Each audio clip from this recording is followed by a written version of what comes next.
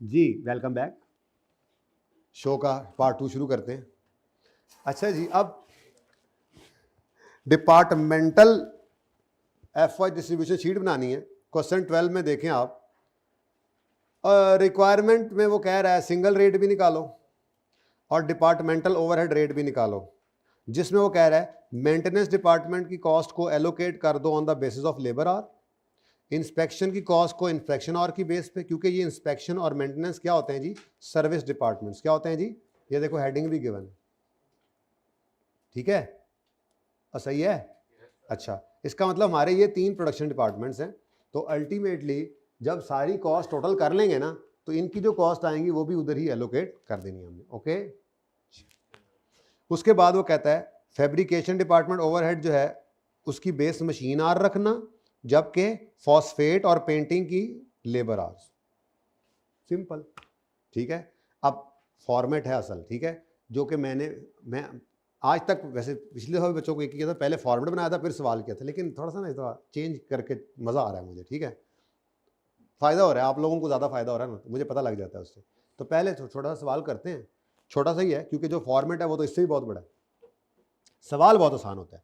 Ternary engineering limited produces front end rear fenders of a motorcycle manufacturer, बड़ी मेहरबानी। It has 3 production departments and 2 service departments.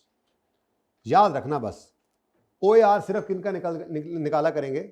वैसे तो उसने सवाल में क्लियरली बता दिया कि प्रोडक्शन सर्विस डिपार्टमेंट को एलोकेट कर दो और प्रोडक्शन डिपार्टमेंट के OAR निकालो, लेकिन वो कहे ना कहे हमें पता होना चाहिए, ठीक है।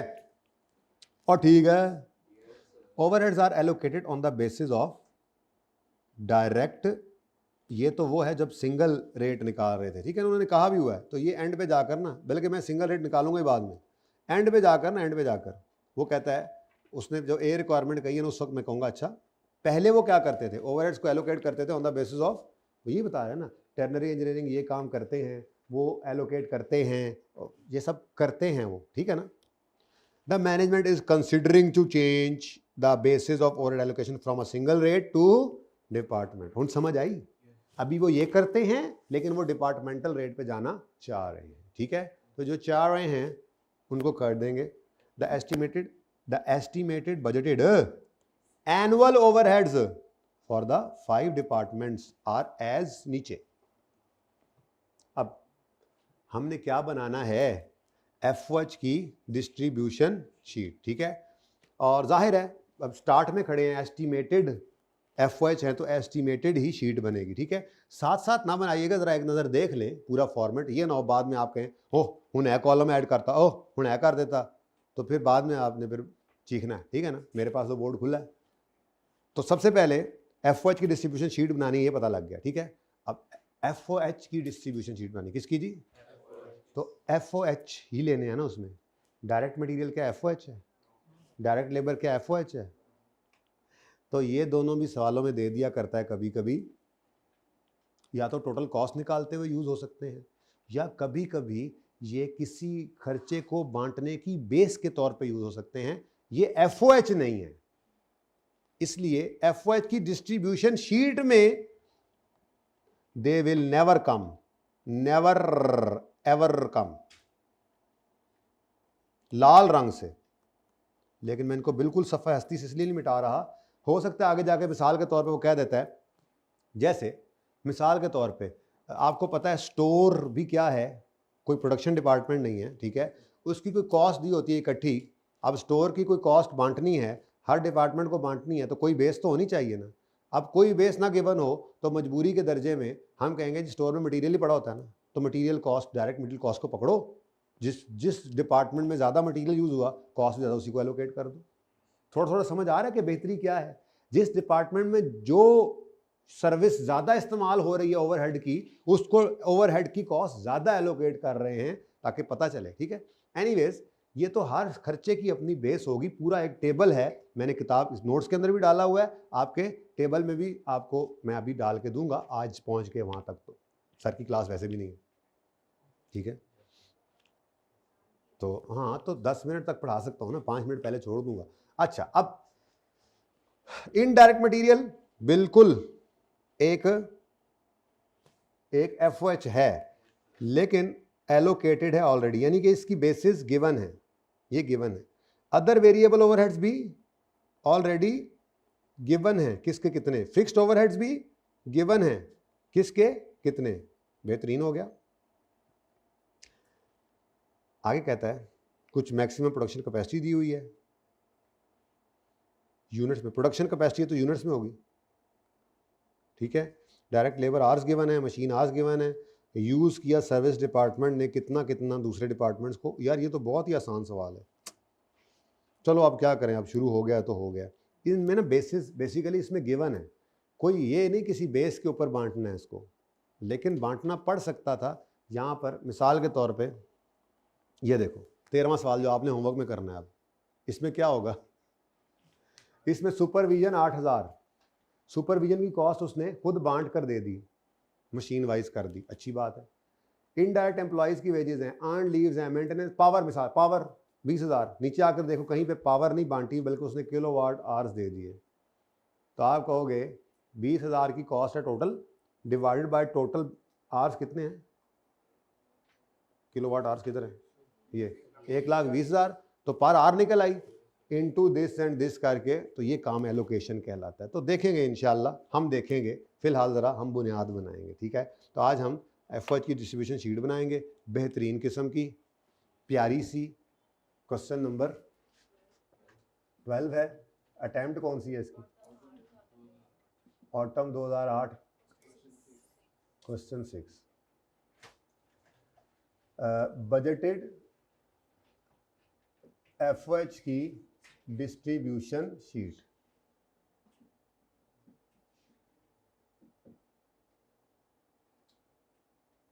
ठीक है जी। इसमें सबसे पहला कॉलम तो होगा एफओएच एक्सपेंसेस, जो हैं उनका नाम लिखेंगे हम कि कौन सा एक्सपेंस है, ठीक है। उसके बाद कोई ना कोई अप्रोप्रिएट बेस होती है, ठीक है जी, जो कि इस सवाल के अंदर ज़रूरत नहीं पड़ी, पर असल सवाल तो वही होंगे जिसमें मुझे यूँ कहेगा कि डेप्रीसिएशन टोटल इतनी है। अब डेप्रीसिएशन की बेस मुनासिब वो तो मैंने अभी बताई नहीं है, कोई ना कोई होगी, कॉस्ट होती है। मतलब अगर डिपार्टमेंट ए की मशीन की कॉस्ट ज़्यादा तो उसको डेप्रीसिएशन भी ज़्यादा चार्ज कर देते हैं, एलोकेशन करते हैं ऐसे, ठीक है। जैसे मिसाल के तौर पे कोई कैंटीन आ गई तो नंबर ऑफ़ एम्प्लॉइज़ की बेस पर कैंटीन के खर्चे हर डिपार्टमेंट को, जिस डिपार्टमेंट के ज़्यादा लोग जाकर कैंटीन इस्तेमाल करते हैं उसको ज़्यादा, ये इस तरह का मामला चलना है। बहरहाल इस सवाल के अंदर तो बेस वाला मामला कोई नहीं इस्तेमाल होना, सुकून ही है। और उसके बाद हमें अगला कॉलम बनाना पड़ेगा टोटल। टोटल क्या चीज़, जो खर्चा गिवन है टोटल रुपीज़ के अंदर या रुपीज़ इन थाउजेंड्स के अंदर, वो हम देख लेंगे। रुपीज़ इन थाउजेंड में डेटा गिवन है, मैं भी थाउजेंड में लिख लेता हूँ यार, ठीक है जी। यहाँ पे टोटल खर्चा आ जाएगा, ठीक है जी। उसके बाद अब आगे डिपार्टमेंट्स हैं, अब सारे डिपार्टमेंट्स आपने लिखने हैं, ठीक है। देखो फैब्रिकेशन, फॉस्फेट, पेंटिंग, तो फैब्रिकेशन, फॉस्फेट और पेंटिंग, ये कौन से डिपार्टमेंट्स हैं जी हमारे, प्रोडक्शन डिपार्टमेंट्स।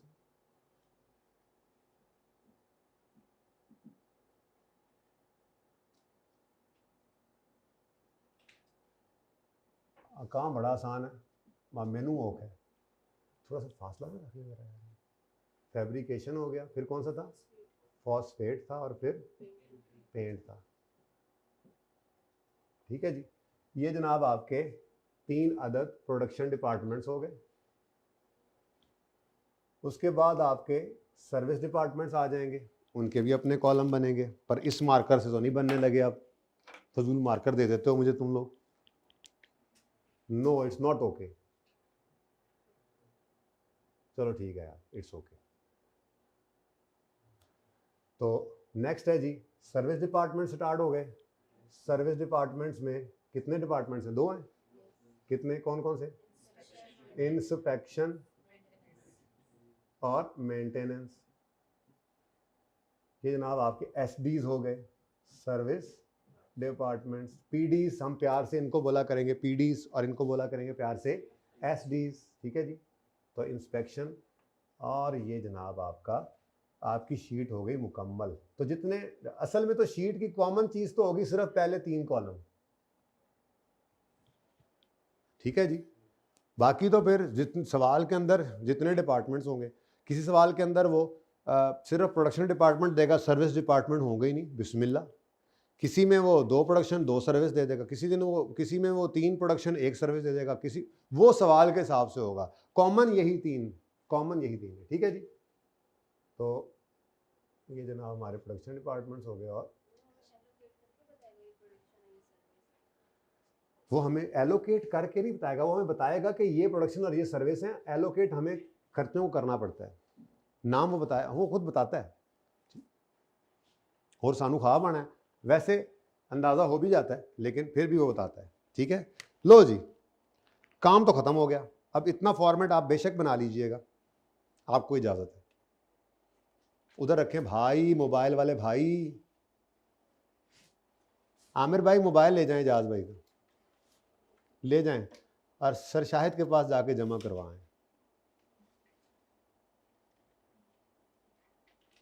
करवा दें, देख लो, अभी भी कह दो कि नहीं, करवा दें, बोलो नहीं, चलो माफ़ कर दो इस दफ़ा। आमिर सख्त आदमी है, पता है आपको। अच्छा जी, अब देखो भाई, डायरेक्ट मटेरियल, डायरेक्ट लेबर, ये तो एफओएच है ही नहीं ना, तो धोखा है, धोखा। तो सवाल आईकेएफ के सवालों के अंदर एक बड़ी खसूसियत, बहुत सारा डेटा दे दिया जाता है, इग्नोर करने वाली भी चीज़ें होती हैं कि बच्चे को पता। अब अन्यवाद जो चल रहे होंगे, जो सारे खर्चे चुको जी, तरतीब नाल ते सटो जी जनाब, प्रोडक्शन डिपार्टमेंट ए भी। ओ भाई क्या कर रहे हो, डायरेक्ट मटेरियल डायरेक्ट लेबर तो वैसे ही डायरेक्ट खर्चे हैं। हम तो एफओएच का चैप्टर पढ़ रहे हैं, एफओएच की डिस्ट्रीब्यूशन शीट बन रही है, एफओएच का ही एब्जॉर्प्शन रेट निकाल रहे हैं, तो इसलिए पहले दो को इग्नोर करो।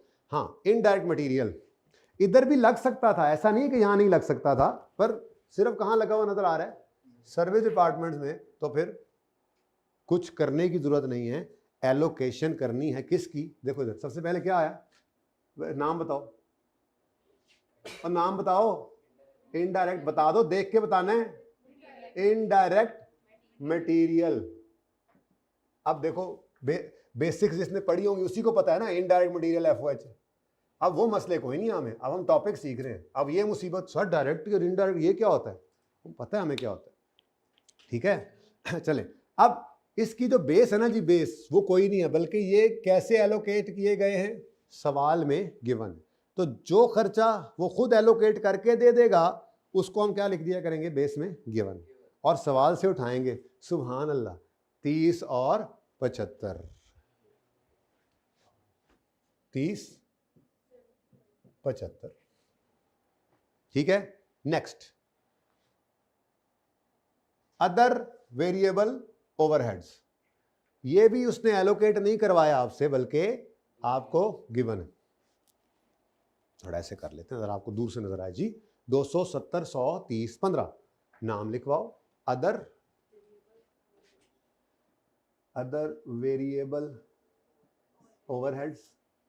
इसकी भी बेस क्या है, अच्छा टोटल लिखवाया नहीं आपने, टोटल कितना बनता है, 105। ये लिख लो, ये लिख लिया करो, ये बांटने के लिए भी इस्तेमाल होता है, और कभी कभी ऐसे, जैसे इसका पार्ट ए गिवन है सवाल का, तो उसने जो सिंगल ओआर निकाला है, तो सारे एफओएच को ही डिवाइड करना है ना, होता है ना बेस से, तो वो सारे एफओएच भी टोटल कॉलम में लिखने होते हैं पहले। बहरहाल ग्रैंड टोटल करना ही नहीं करना, टोटल कॉलम में लाजमी लिखना है, क्योंकि उसी खर्चे को तो बांटना है आपने।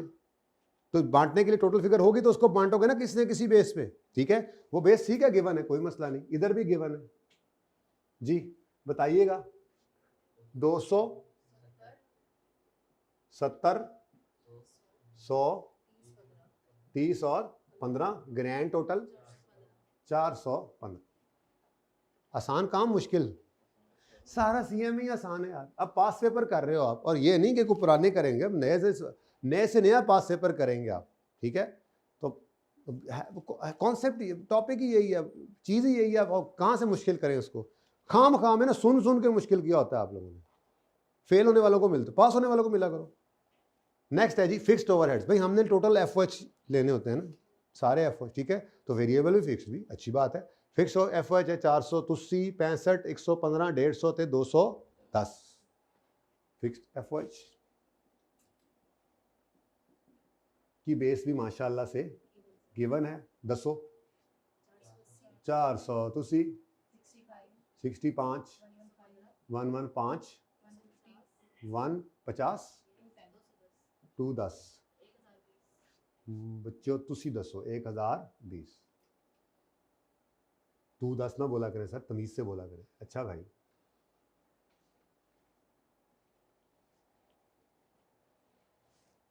बस कहानी खत्म। FOH कोई और नहीं है, आगे कहीं पे FOH नहीं, आगे तो सिर्फ कुछ जो है वो चीज़ें गिवन है कि टोटल इतने इतने यूनिट्स बनाए, टोटल इतने इतने आवर्स लगे, इतने इतने मशीन आवर्स लगे, इतना इतना सर्विस डिपार्टमेंट्स को यूज़ किया है, यानी कि मेंटेनेंस के 630 घंटे फैब्रिकेशन ने यूज़ किए हैं। बड़ी ख़राब होती हैं इनकी मशीनें लगता है, और फॉस्फेट की ज़रा कम ख़राब होती हैं, और पेंटिंग की तो बहुत कम ख़राब होती हैं। जितना ज़्यादा अच्छा इंस्पेक्शन के सबसे ज़्यादा यूनिट्स यहाँ पे लग रहे हैं, और फिर ए में भी लग रहे हैं, फॉस्फेट में ज़रा कम लग रहे हैं। तो ये जितना किसी सर्विस डिपार्टमेंट को किसी ने यूज़ किया, उसी बेस के ऊपर हम सर्विस डिपार्टमेंट के भी FOH को उसको एलोकेट करते हैं, ठीक है। लेकिन इससे पहले हमें टोटल करना पड़ेगा, ठीक है। तो अब हमारे पास टोटल FOH आएंगे। तो पहले ग्रैंड टोटल बताओ क्या जी, ग्रैंड टोटल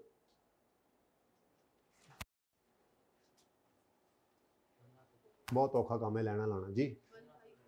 15 सवाल में 1540 क्यों नहीं आ रहा? हाँ, कभी ये ना होते तो टोटल यहीं से भी उठा लेते, टोटल करना ना पड़ता। बहरहाल अब तो करना पड़ा। अच्छा जी 680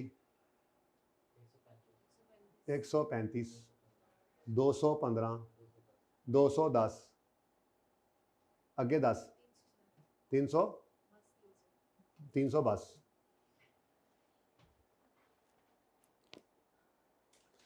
अब देखो ये डिपार्टमेंट वाइज FOH निकल आए हैं, बोलो। लेकिन एक मसला है ना, हमने एक चीज डिसाइड करके चले हैं कि OAR तो सिर्फ किसका निकाल सकते हैं? PDs का, पेडू का। PD का OAR निकलेगा, SDs का नहीं निकलेगा। अगर SDs के भी FOH पड़े हुए हैं तो उनको भी कहाँ एलोकेट कर दो? इसकी भी मेथड्स हैं बड़े सारे। ये चीज़ें ऐसे थोड़ी थोड़ी बढ़ती हैं ना, लेकिन अभी मेथड्स आ जाएंगे इंशाल्लाह। दो तरह के, एक तो गिवन होती है, यहाँ पे आज एलोकेशन गिवन है, ठीक है। गिवन है मतलब निकालनी पड़ेगी, उन्होंने खुद बताया आर्स की बेस पे कर लो। कभी कभी परसेंटेज दी होती है कि जी मेंटेनेंस डिपार्टमेंट का 50% टाइम इसने यूज़ किया, 10% इसने किया, 40 इसने किया, और फिर उससे आगे लड़ाइयाँ चलेंगी कि सर्विस डिपार्टमेंट फिलहाल तो सिर्फ इनको सर्विस दे रहे हैं ना, कभी कभी आपस में भी सर्विस देना शुरू कर देंगे, वहाँ पे मसला आएगा। वो अभी दूर है, ठीक है ना। वो जब आप घर पे एक छुट्टी के साथ 2 छुट्टी मिला के जाएंगे ना ईद पे, उन दिनों में होना है वो काम, ठीक है। पहले बता रहा हूँ एडवांस, मैंने कोई स्पीड तेज़ नहीं करनी, कोई गाड़ी में गेयर ही है कि भाई हमारी, तो जो स्पीड है वो वही रहनी है। लेकिन जो मुझे सामने नज़र आ रहा है कि अगर इतने किलोमीटर फी घंटा की रफ्तार से अगर हम चलें तो इतनी तो मंजिल उस दिन इतनी होगी, उस जगह पे पहुंचे होंगे, तो वो मुझे यही नज़र आ रहा है, ठीक है ना। तो इसलिए जुमे के दिन के टिकट माशाल्लाह से आप लोगों ने करवा लिए होंगे, टाइम से बता दिया आपको, तो जुमेरात वाला काम ना करना, ठीक है ना। अच्छा जी, अब जो इंस्पेक्शन है उसको भी बांटना है, जो मेंटेनेंस है उसको भी बांटना है, ठीक है। बांटेंगे किस बेस पर? जो उसने बताया हुआ है सर्विस डिपार्टमेंट्स कैसे कैसे यूज़ कर रहे हैं, ठीक है। तो पहले मेंटेनेंस दे दिया, मेंटेनेंस को बांट देते हैं, ठीक है। अब वो कह रहा है मेंटेनेंस, अब टोटल कितने आवर्स हैं ज़रा बताओ, टोटल आवर्स कितने बनते हैं? 1050। कहीं पे ये लिखने की ज़रूरत नहीं है, बस हम लिखेंगे मेंटेनेंस आवर्स और कैलकुलेटर में ये काम करेंगे, ठीक है। अब टोटल आवर्स हैं 1050, और मेंटेनेंस के ओवरहेड्स जो हैं, इसको ना देखो, ये हमारे PDs जो हैं, SDs जो हैं, ठीक है, इनकी एलोकेशन की एक हेडिंग बना लो, अभी से बना लो, ठीक है। एलोकेशन ऑफ SDs, ठीक है। एलोकेशन ऑफ SDs इस स्टेप के बाद हम किया करेंगे। फिलहाल हमने क्या किया है, PDs और SDs सबको मिलाकर जो कॉमन एक्सपेंसेस थे हर डिपार्टमेंट को एलोकेट कर दिया, SDs को भी कर दिए जो बेसिस गिवन थी। अब ये पहला स्टेप पूरा हो गया। अब हमने क्या करना है, SDs के जो ओवरहेड्स पड़े हैं उनको भी PDs में एलोकेट करना है, ठीक है। तो यहां पे अगला स्टेप क्या बना हमारा, एलोकेशन ऑफ SDs कर दूं, बस काफी है इतनी अंग्रेजी, ठीक है। तो एलोकेशन ऑफ SDs हम कर रहे हैं, ये हमारा जनाब तो इसको कहते हैं, मैंने लिखा नहीं, इसको कहते हैं प्राइमरी एलोकेशन। क्या कहते हैं जी? इसको क्या कहते हैं जी? प्राइमरी। आप लोग बड़े तेज हैं, आप लोग ऐसी बात स्टार लगा के फौरन लिख लेते हैं, बड़े तेज हैं आप लोग, ठीक है। तो ये क्या कहलाती है जी? Primary allocation. मैं ही लिख देता हूं, जितने को तेज आप लोग हैं ना। प्राइमरी एलोकेशन इसको कहते हैं जिसमें आपने एफओएच को सारे डिपार्टमेंट्स को बांटा, और ये जो आप काम करते हैं यहां पर, ठीक है, एलोकेशन ऑफ एसडीज, इसको कहा जाता है सेकेंडरी एलोकेशन। क्या कहा जाता है जी? सेकेंडरी एलोकेशन, ठीक है। अब पहले क्या चीज है जी? मेंटेनेंस। मेंटेनेंस डिपार्टमेंट जो है, मेंटेनेंस डिपार्टमेंट की कॉस्ट आपने किस बेस पर बांटनी है? मेंटेनेंस। अच्छा, वो लेबर आवर्स कौन से होंगे? ये वाले direct labour hours. Direct labour hours तो भाई प्रोडक्शन में इन्वॉल्व है ना। मेंटेनेंस वाले मुलाजमों के, मेंटेनेंस वाले जो लोग बैठे हैं उनकी अपने आवर्स उन्होंने बता दिए हैं। मेंटेनेंस के लेबर आवर्स ये हैं, यानी कि जो मेंटेनेंस डिपार्टमेंट में हमने मैकेनिक, मिस्त्री, मजदूर बिठाए हुए थे, वो जब जब कोई मशीन कहीं किसी डिपार्टमेंट में खराब होती है वहां जाते हैं, तो ये पूरे साल के अंदर फैब्रिकेशन में 630 घंटे काम किया मेंटेनेंस वाली लेबर ने। इसका प्रोडक्शन वाली लेबर से कोई ताल्लुक नहीं है, ठीक है। तो मेंटेनेंस आवर्स है, ये क्या है जी? Labour hours. ये कौन से लेबर आवर्स हैं? Maintenance labour hours. तो मेंटेनेंस आवर्स बोले ज्यादा बेहतर है, लेबर को निकाल दें बीच में से, मेंटेनेंस आवर्स, ठीक है। तो इसकी बेस क्या है जी हमारे पास? Maintenance hours. मैं मेंटेनेंस आवर्स लिख रहा हूं, असल में यही है लफ्ज, ठीक है। अब टोटल रुपीज नहीं है, टोटल ये पड़ा हुआ है, इसको बांटना है, ठीक है। ये इधर देखो जरा, 300 यहां से निकाल लो, यहां से निकल गया तो ये जीरो हो गया, बोलो। अब इसको किस बेस पे बांटना है? मेंटेनेंस आवर्स की बेस पर। अब जरा अपने अपने कैलकुलेटर्स निकालो। 300,000 है वैसे तो, डिवाइडेड बाय, अब टोटल मेंटेनेंस आवर्स कितने हैं?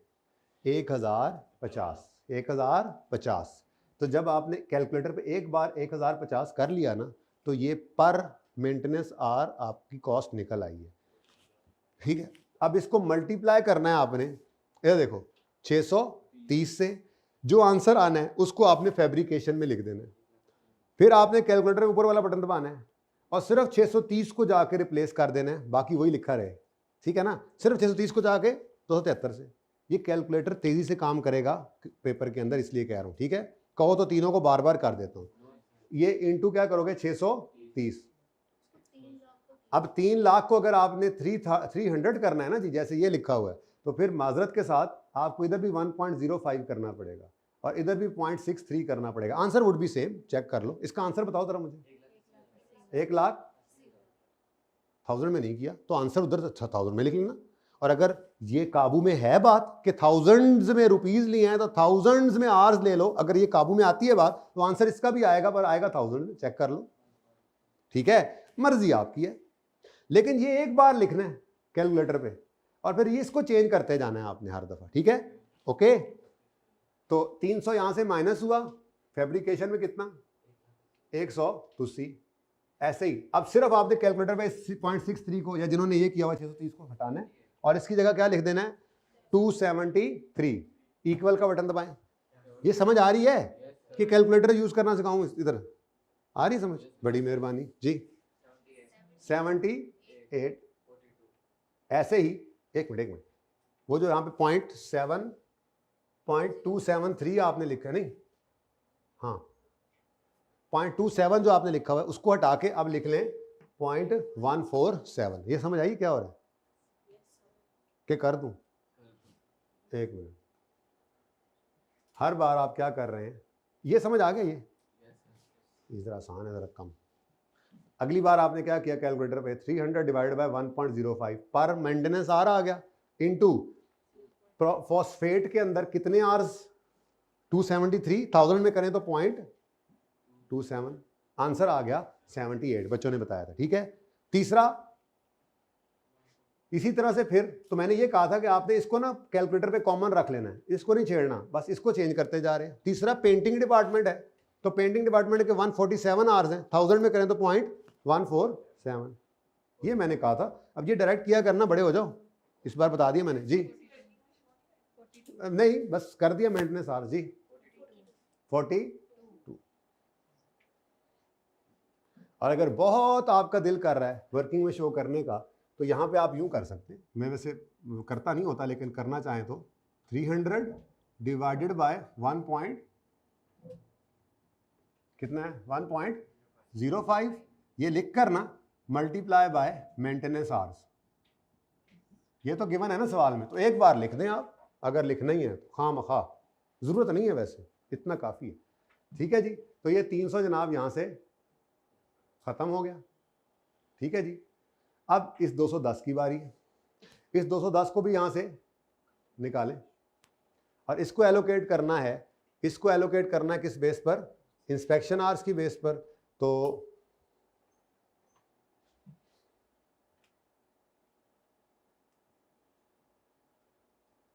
यहाँ पे मैंने लिखा इंस्पेक्शन डिपार्टमेंट। अब इंस्पेक्शन डिपार्टमेंट के भी FOH है टोटल कितने, 210। इनको आपने बांटना है, और बांटना किस बेस पर है, इंस्पेक्शन आवर्स की बेस पर। यहाँ पे आपने बेस लिख दी, इंस्पेक्शन आवर्स पूरा लिख लेना बस परिचय में। अब इंस्पेक्शन आवर्स टोटल कितने हैं, ज़बानी पता लग रहा है 3000।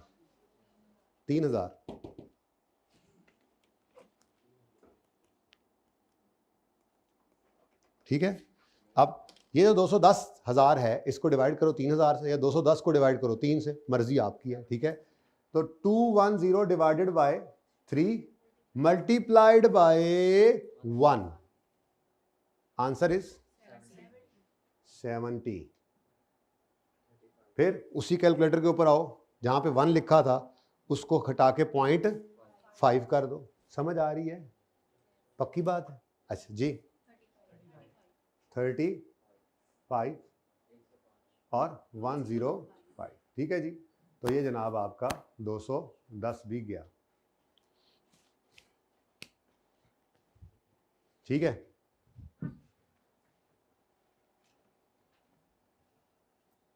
एंजॉइंग।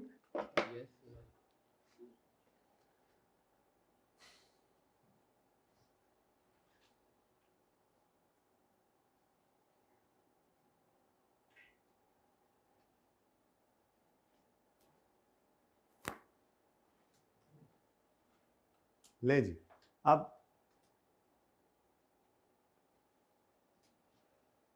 इधर देखें, सबसे पहले इधर देखें, सबसे पहले इधर देखें सर्विस डिपार्टमेंट के साथ क्या हुआ। ठीक है जी, इनको आगे नहीं लेके जाना, बस इनकी कहानी यही खत्म। ठीक है, हाँ इधर से टोटल क्या बन गया, 930, 248, 363।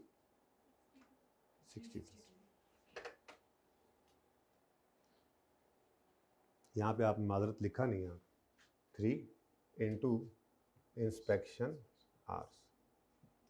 ठीक है जी, तो थोड़ा सा, अब ये हमारे पास एलोकेटेड FOH आ गए। ठीक है जी,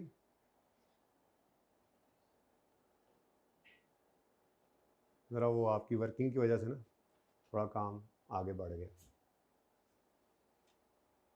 ठीक है जी, अब तो बस क्या करना है, बेस ढूंढनी है, और बेस ढूंढकर FOH से डिवाइड करना है। हर डिपार्टमेंट का अपना अपना रेट आ जाएगा। बात समझ आ गई? चल, अच्छी बात है अगर बात समझ आ गई है तो ये जनाब हमारे पास आ गए टोटल FOH। इसको डिवाइड करेंगे हम बेस के साथ, जो कि हर एक डिपार्टमेंट के अलग अलग है। मशीन आवर्स फैब्रिकेशन के चाहिए, मशीन आवर्स भी सवाल में गिवन है, सुभान अल्लाह। लेबर आवर्स चाहिए बाकी दोनों के लिए, लेबर आवर्स भी दोनों के गिवन है, सुभान अल्लाह। ठीक है, टोटल FOH कॉस्ट को डिवाइड करेंगे बेस से, ये हमारे पास आई है जनाब हमारी टोटल FOH की कॉस्ट। ठीक है जी, टोटल FOH कॉस्ट आ गई।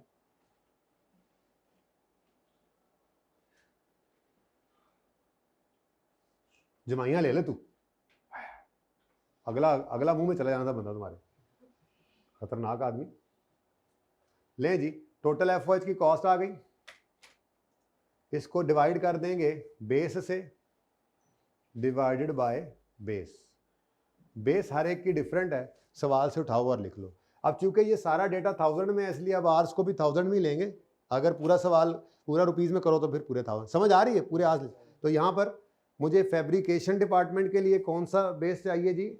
तो ये मशीन आर्स गिवन है फैब्रिकेशन डिपार्टमेंट के कितने? 9000। तो यहाँ पर मैंने आके 930 को डिवाइड किया 9 से।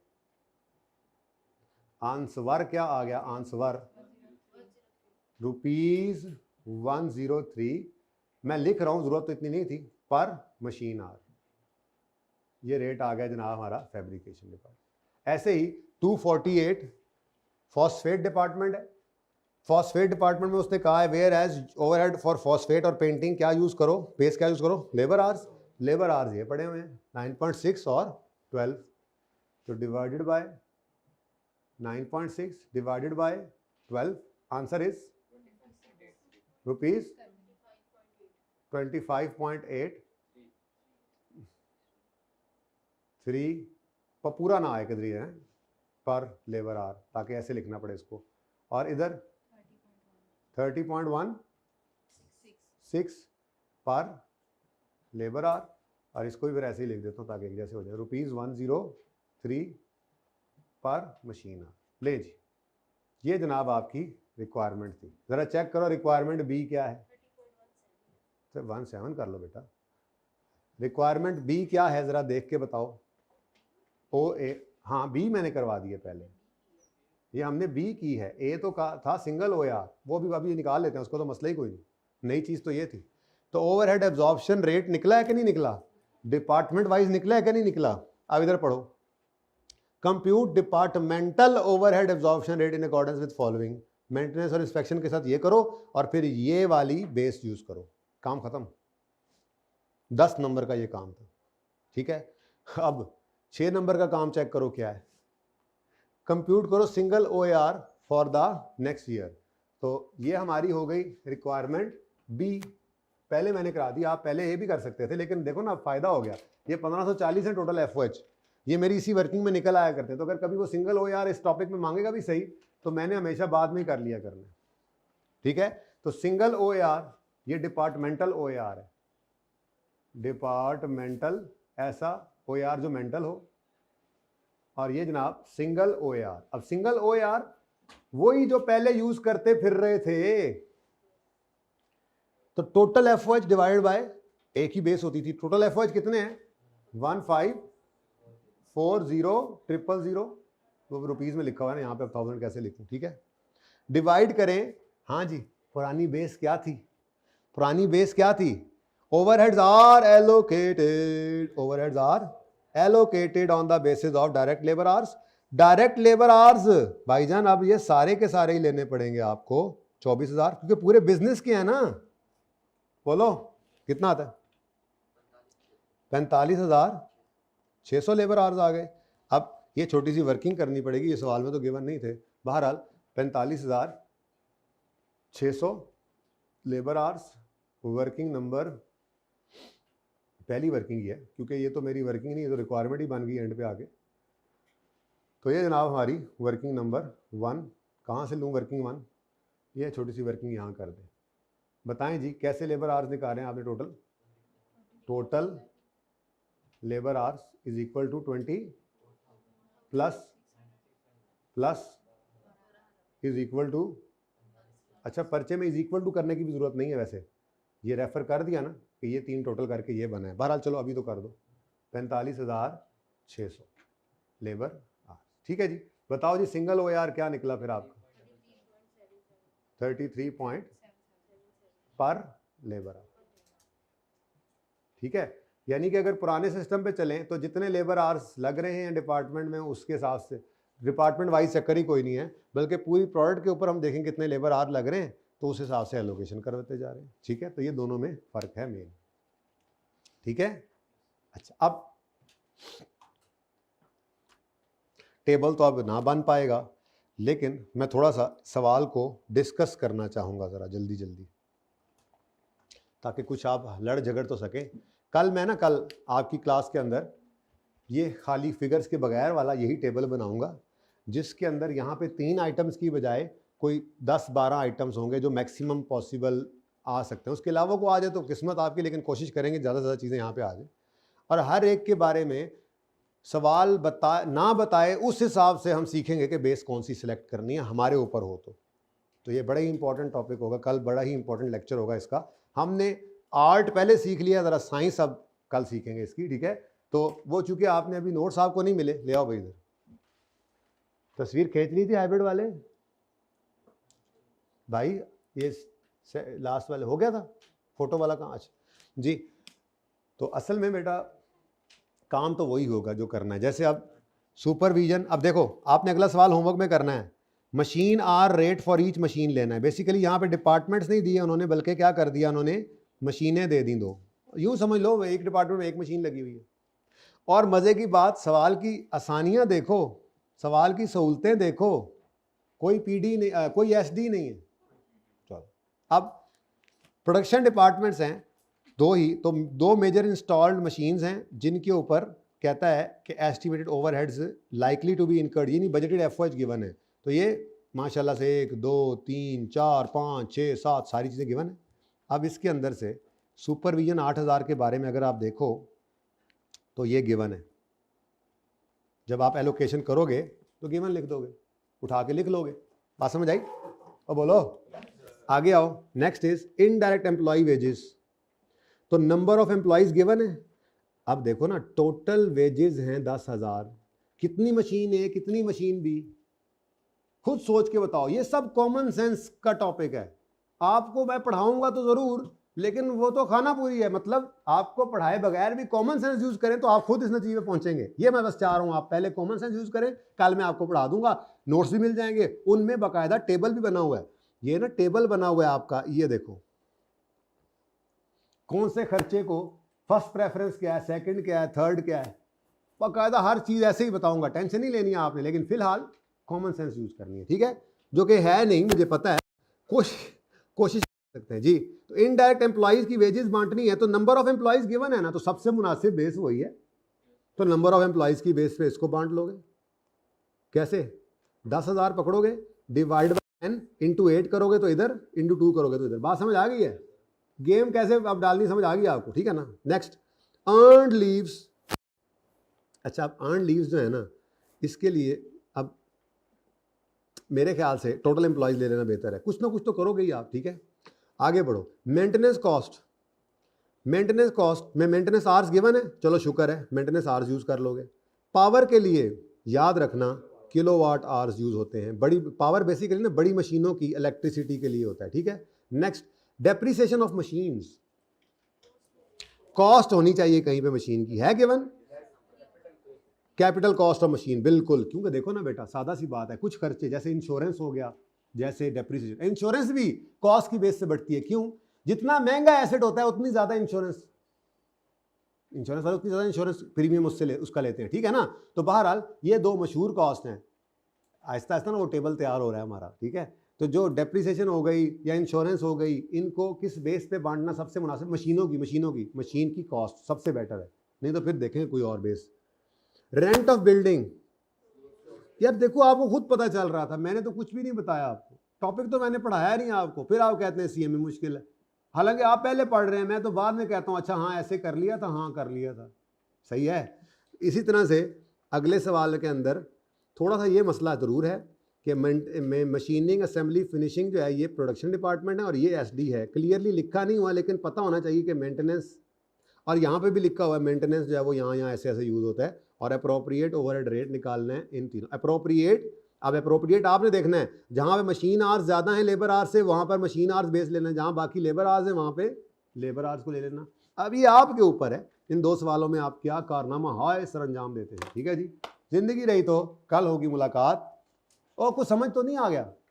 ओके, ये अच्छी बात है, जो समझ नहीं आया ना वो सीखते रहते हैं घर जाके भी, ठीक है। ओके, अल्लाह हाफ़िज़।